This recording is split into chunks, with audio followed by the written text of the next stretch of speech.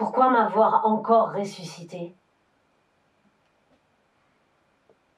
Vous m'avez tué si souvent. J'ai si longtemps espéré.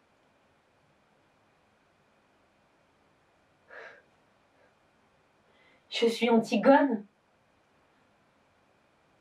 Plume de plomb. Étrange relique d'une trop vieille guerre d'idéal, d'un trop vieux monde, trop peu doté d'éthique.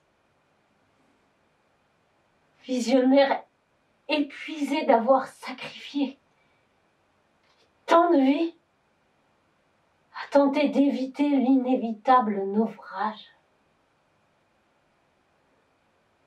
Incarnation consentante de vos propres nuages, vos tyrans aux doses, vos ombres inavouées. J'éviterai donc avec eux désormais le conflit.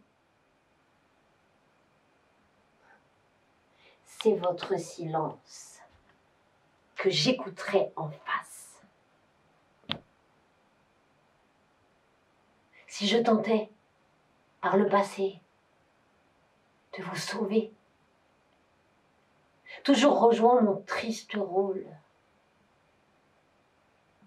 Ce n'était pas comme vous le pensez, par naïve inconscience.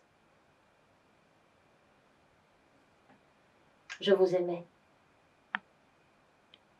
J'avoue. Plus que moi-même. Mais n'en parlons plus. C'est du passé.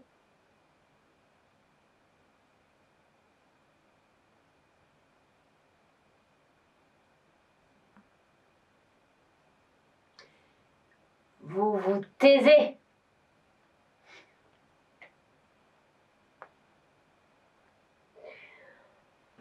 Ah.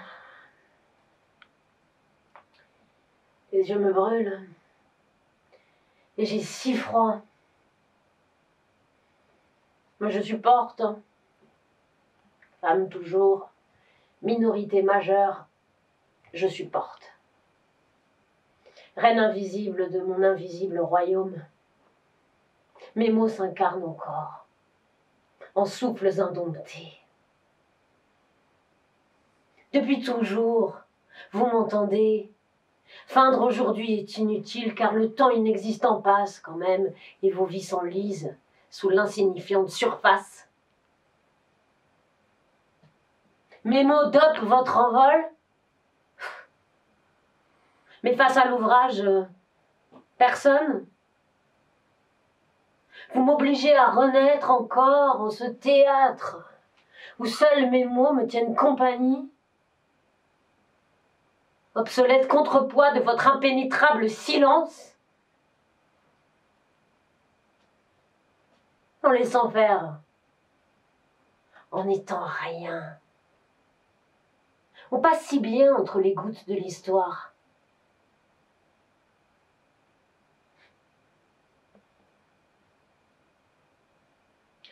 Votre ère m'exige d'être rentable. Il est mal vu de trop donner. Je ne crois plus au sacrifice. Je cesse donc de m'épuiser.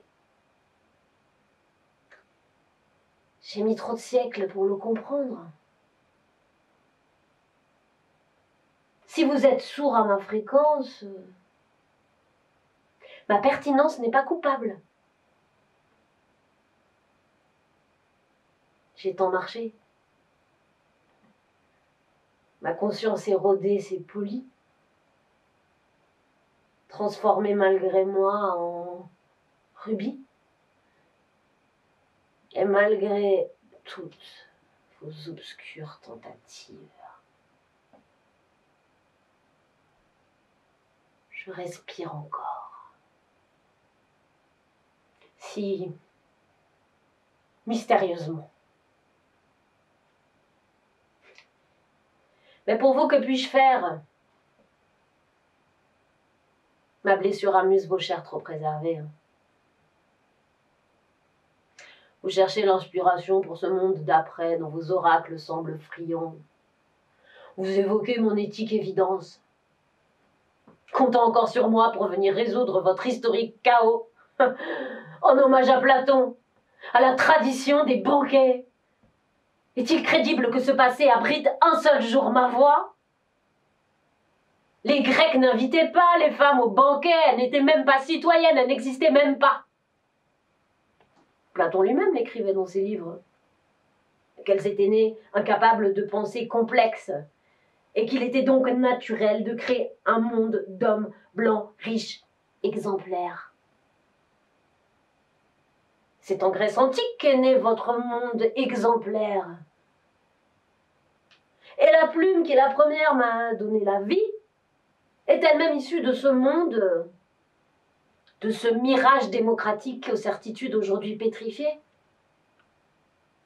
Car aujourd'hui, la diversité veut s'inviter à la fête. Ah, pourtant, Platon parlait si bien de son âme, hein, et de ces mystérieux élans qu'aucune apparence ne viendrait jamais soumettre. Et moi, je le comprenais. Si bien. Quelle aurait été belle l'histoire de notre rencontre, tous deux délivrés du mirage de nos illusions. Mais les femmes n'étaient pas invitées au banquet, ni les habitants d'autres villes grecques, ni les métis, ni les étrangers, ni les gens humbles, ni les pauvres, ni les esclaves. Ils n'étaient pas citoyens, ils n'existaient même pas. Les Grecs laissaient la majorité de la population à la porte de leur débat, inventant le concept de minorité pour désigner ceux dont on n'écouterait jamais la voix pour les siècles à venir. Et c'est ainsi que moi, nous, minorité majeure, appris à disparaître pour les siècles des siècles. Amen.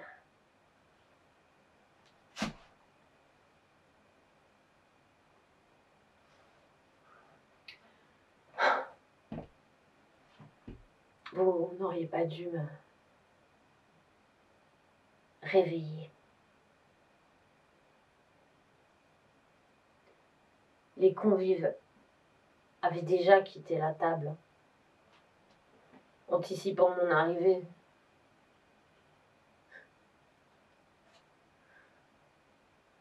Au début, Dieu créa le Verbe pour certains. L'invisibilité pour d'autres. Il y a plus de 20 siècles que je me tais. Je pourrais bien me taire encore. On s'habitue à n'être rien. Je suis Antigone, femme de connaissance, humiliée, femme porte-manteau, colonne vertébrale des jours difficiles, habituée à porter masque et déguisement, trop usée à force que de faire trop semblant. Je suis Antigone, femme objet multifonction, sac à main géant et pharmacie, femme Kleenex que l'on use jusqu'à la corde, jusqu'à ce qu'elle craque et puis qu'on jette un jour sur le trottoir des encombrants.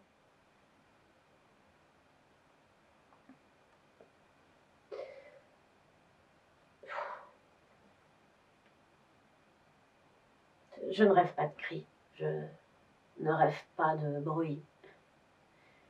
Je suis la fille d'un trop vieux monde, trop peu doté d'éthique. Je ne me rêve pas sacrifiée, je ne me rêve pas sanctifiée. Mes morts m'inspirent l'humilité. Aucune violence ne transmute en couronne. Il n'y en a pas de juste. Aucune ne me réjouit.